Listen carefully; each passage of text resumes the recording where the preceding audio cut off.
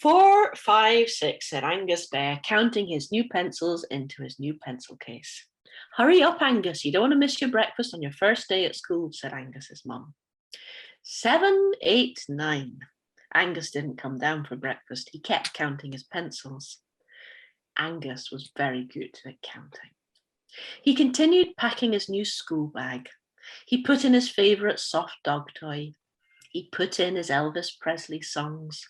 He put in his notebook. He liked to write in it everything that had happened during the day. He checked everything he needed was in his bag and he zipped it up. Then Angus went down to breakfast. He knew exactly what he was going to have. 2 pancakes with honey. 2 was Angus's favourite number. And his mum had even made them in his favourite shape. It was a super, really good start to his first day at school. Just when Angus thought it couldn't get any better, he heard something outside. Clip, clop, clip, clop, clip, clop. There was a Shetland pony outside the front door. It was all the colours of the rainbow. Oh, that's your taxi, Angus's mum said. Down the road, Angus could see a whole group of children getting into a cat bus. His pony taxi was far more fabulous. School, thought Angus. This is going to be a fun place. He put on his backpack. He ran through the school gates. The playground was full of bright climbing frames and swings, and everywhere there were animals running and skipping and playing hopscotch. Angus ran up to a group of animals who were drawing on the pavement with bright chalks. He started to jump from one bright-coloured square to another.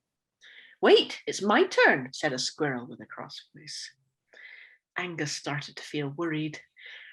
I'm sorry, said Angus. I didn't know. Angus went to join in with a game of duck, duck, goose. Can I play with you, he asked. It's not my game, said a sleek orange fox. You'll have to ask Hedgehog. Angus went up to Hedgehog. Can I play with you, he asked politely. It's not my game, said Hedgehog. You'll have to ask Fox. Suddenly there came a terrible sound. Angus clapped his paws over his head. The sound was still ringing in his ears. He felt like he wanted to cry. All the children were rushing into the school. A badger pushed Angus as it bustled past, and Angus fell over. Then a Highland cow scooped Angus back up onto his hind paws and butted him through the door of the school. Inside, there was even more noise. There were chairs scraping and pencils falling out of pencil cases. All the pupils were shouting over each other, mooing, neighing, chittering and quacking. The walls were covered in bright coloured paintings. The bright lights made a funny, buzzing noise. There was a strong smell of school dinners. School was made of loud smells and bright noises and things to look at that were tickly and shiny and itchy and scratchy. On one wall there was a row of pegs. All the children had hung up their coats on them. There were so many. Angus started to count them. 1, bear. 2, bleat. 2, moo. 2. Angus couldn't count with so much noise. He looked around. None of the other children were finding it too loud. He looked down at his furry paws. Maybe he should make some noise. He started humming very quietly. He started to spin one of his new pencils in his paw. Pencils down, mooed the cow, arms folded. Angus quickly put his pencil down. It rolled off the desk and clattered onto the floor. He bent down to pick it up right away. What if somebody stepped on it? Then it was time for the children to choose what they wanted to have for lunch. Everyone up to the board, bellowed the teacher. Chairs scraped back from the tables. The buzz of the whiteboard made his head hurt. All the hooves, paws and trotters made a terrible noise on the floor, and the computer kept making an angry noise as if it was telling Angus off. Angus didn't move. He couldn't move. It was all too much. He covered his soft ears with his soft paws and started to rock on his seat forward and backward. Then Fox said, "Look at Angus Bear." All the animals looked. Fox and badger and hedgehog and duck looked down their beaks and snouts and whiskers and stared at Angus. So did the Highland cow. Then Angus began to roar, because that's what even small bears do when they're frightened. He roared and roared and roared because he didn't know what else to do. He didn't even know he was roaring. Then a tall alpaca from the next room looked through the door to see where the noise was coming from. "Mrs. Cow," said Miss Alpaca, "I've never seen a bear this upset before. What's the matter, Angus Bear?" But Angus didn't really know, and Angus couldn't really say. It was all too big and loud and bright. He grabbed his bag and he ran. He ran out of the schoolroom. He ran down the corridor. He ran outside. And he ran slap bang thump into a cloud of quiet feathers. He looked down, big black flippers. A very long white neck wound right around him. A gentle prod from a yellow beak made him sit down. "Are you okay?" said the swan. Its voice was soft and hooting. "Yes," said Angus, not feeling okay. "Are you a bear having a hard time?" said the swan. Angus nodded. It was hard to let his words out, but the swan seemed to understand. "Time for some peace and quiet," said the swan, and turned into a soft white sofa. Angus leaned back against its feathers. He counted them, every soft white quill. 1, 2, 3. Every soft white curl of down. 4, 5, 6. There were too many to count, at least for most animals, but Angus was very good at counting. And with every feather he counted, the noises and smells and colours of the classroom got a little bit quieter and a little bit smaller, as if they were floating away. When they were small enough, he packed them all away into his pencil case. The sofa turned back into a swan. "Do you feel better, Angus Bear?" Angus nodded. Back to class then. The swan shook itself all over, and a small white feather floated down. Angus caught it in his paw. It filled with air like a sail. It carried him back into his chair in the classroom so quickly and quietly that nobody really noticed he had gone. Everyone noticed his beautiful white feather, though. All the animals got out of their chairs to look.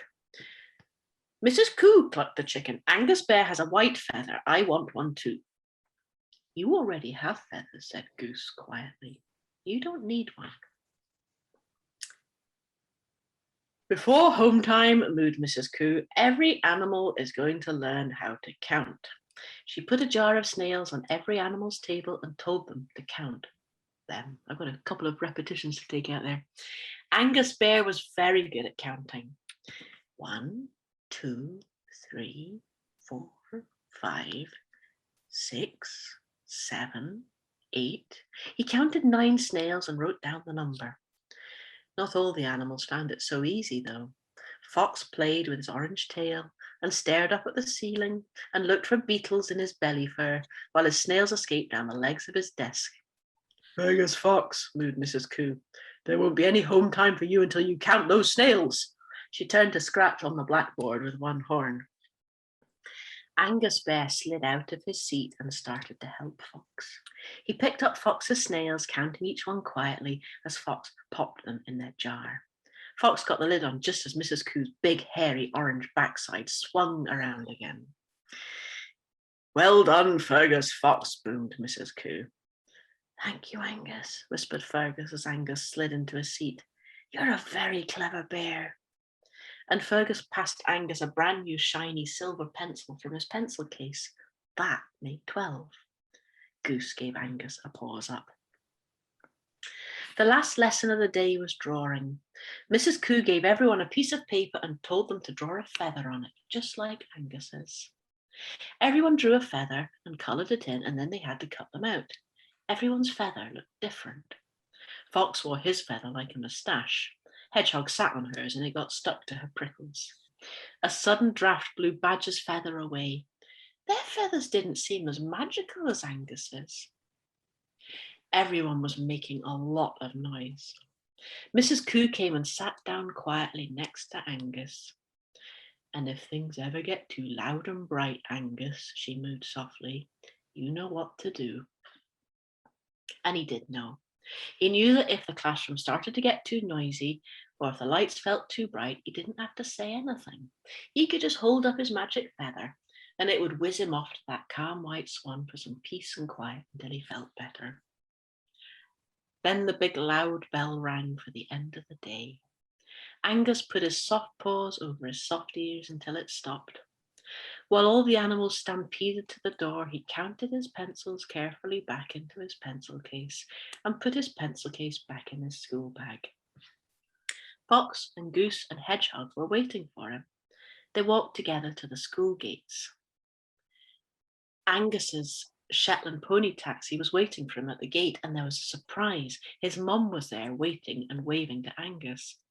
"Angus Bear, how was your first day?" she called out. "School is hard," said Angus, clambering onto the pony's back. "At first the other animals didn't let me play, but Goose was my friend all day. The classroom smelt bad and was too loud and bright, but Mrs. Coo told me I can go to the Swan if I ever need peace and quiet. Fergus Fox couldn't concentrate, but I helped him with his counting. And I'm the only bear who got a magical feather, because the other animals don't need one."